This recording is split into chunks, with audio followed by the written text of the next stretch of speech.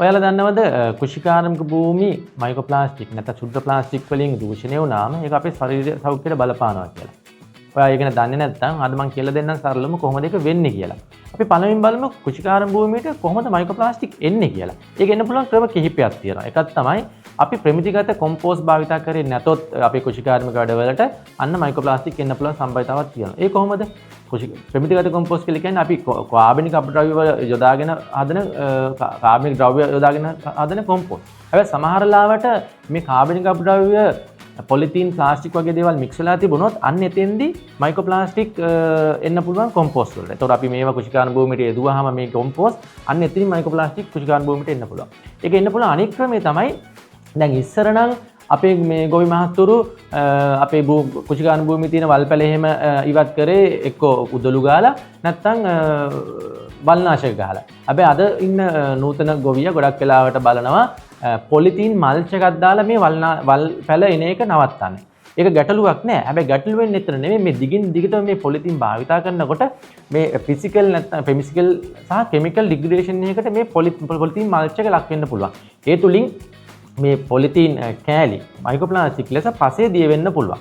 ඉතින් මෙන්න ලේසියෙන්ම දැන් මේ මයික්‍රෝප්ලාස්ටික් අපේ කුෂිකාර්මික භූමියට මේ කියන ක්‍රම දෙකෙන්ම එන්න පුළුවන්. ඊට පස්සේ තමයි මේ භයානකම දේ වෙන්නේ. ඒ මොකද්ද? එතන අපේ කුෂිකාර්මික භූමියේ තියෙන භෝග පහසුවෙන්ම මේ මයික්‍රෝප්ලාස්ටික් ඇබ්සෝබ් කරනවා කියලා කියන්නේ උරා ගන්නවා කියලා අද විද්‍යාඥයින් සොයාගෙන තියෙනවා. ඒ කියන්නේ ශාකයේ තියෙන මූල පද්ධතිය මගින් මේවා උරා ගන්නවා. ඒ උරා ගන්නව විතරක් නෙවෙයි.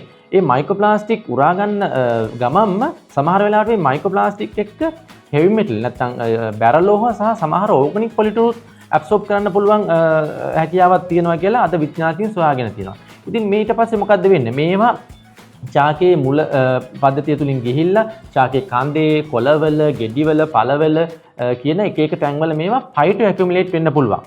ඒතර අපිට සමුච්චය වෙන්න පුළුවන්.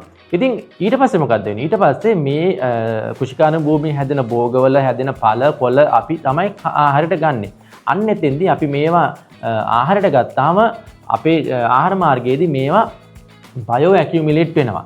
අන්න ඒක තුලින් අද ගොඩක් සෞඛ්‍ය අවදානමක් තියෙනවා කියලා විද්‍යාඥයන් සොයාගෙන තියෙන විශේෂයෙන්ම විශාල කැන්සර් රිස්ක් එකක් මේ මයික්‍රෝප්ලාස්ටික් අපේ ශරීරයට ඇතුල් වෙලා ඒවා අපේ ශරීරයේ විවිධ අවයව තැන්පත් වල වීම නිසා වෙන්න පුළුවන් කියලාද විද්‍යාඥයන් සොයාගෙන තියෙනවා. අන්න ඒ විදිහට තමයි කුෂිකාර්මික භූමි මයික්‍රෝප්ලාස්ටික් වලින්